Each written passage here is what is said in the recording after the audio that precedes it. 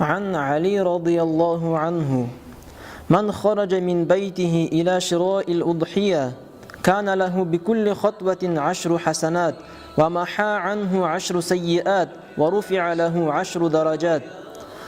Кім құрманға айван сатып алмаға деп үйінен шықса, оның алған әр абыты оға 10 игі амал болып yazылады.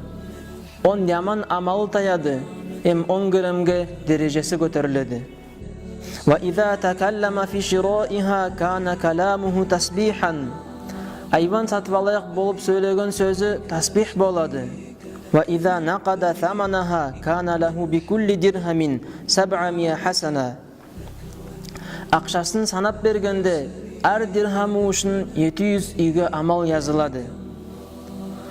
وَإِذَا طَرَحَهَا عَلَى الْأَرْضِ يُرِيدُ ذَبْحَهَا استغفر له كل خلق من موضعها إلى الأرض السابعة Айванды құрман шалмаға да берге ятқарғанда, сол ерден алып 7-ші ерге дейін бәрі яратылған янлар оның күнәлерін кешсін деп Құдайдан тілейді.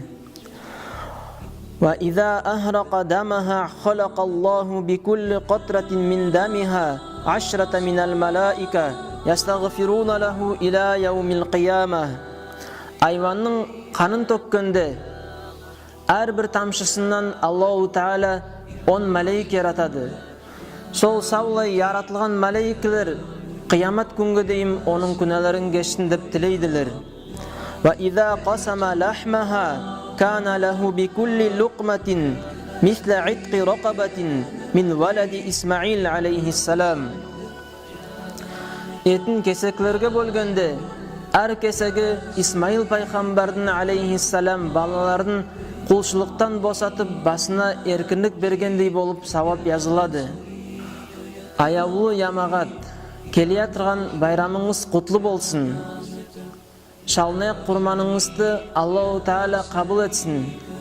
Бәрімізге де сондай савапларды қазанмаға нәсіп етсін.